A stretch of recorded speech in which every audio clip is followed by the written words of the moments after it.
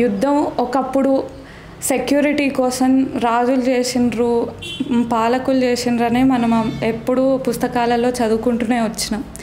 కానీ కాలం పోయే కొద్దీ, కొత్త సొసైటీస్ వచ్చే కొద్దీ రాజులు లేకుంటే ఈ పాలకులు లేకుంటే ఈ డెమోక్రటికల్ హెడ్స్ అందరూ వాళ్ళ స్వలాభాల కోసం ముందుకు ఈ వార్స్ అనే వాటిని తీసుకెళ్ళడం జరిగింది.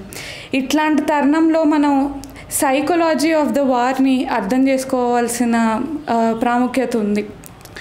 2 విధాలుగా కేటగరైజ్ చేసుకుంటే మనుషుల్ని, ఫస్ట్ టైప్ వాళ్ళు ట్రిగ్గర్ అయిపోయి వాళ్ళు మెంటలీ ఇన్స్టేబుల్ అయిపోతారు.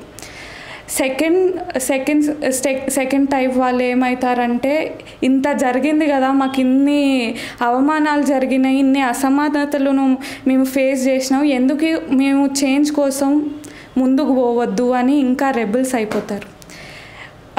నిజానికి చూసుకుంటే మనం ఎవ్వరం కాదు, మనం ఎవరిని జడ్జ్ చేయాల్సిన అవసరం లేదు, ఎందుకంటే ఎవరి మనస్తత్వం వాళ్ళది. కానీ ఈ 2వ టైప్ వాళ్ళ గురించి మాట్లాడే కవితనే నాది. అందరికీ శరణార్థులు. నా పేరు సాత్విక నన్నబోయిన.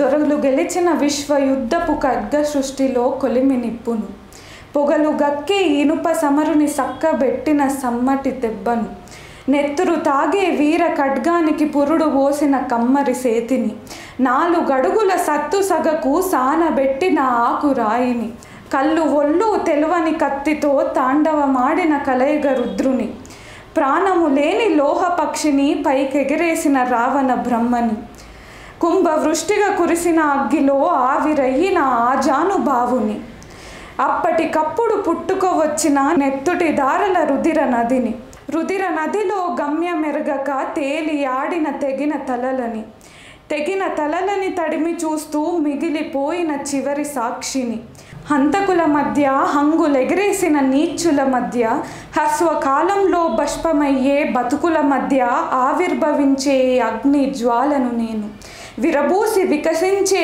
వైప్లవీయ భాషను నేను, పుడతా మళ్ళీ ఉడతా, మళ్ళీ ఉడతా, చంపిన ప్రతిసారి పుడతా, పుట్టిన ప్రతిసారి ప్రతిఘటిస్తా.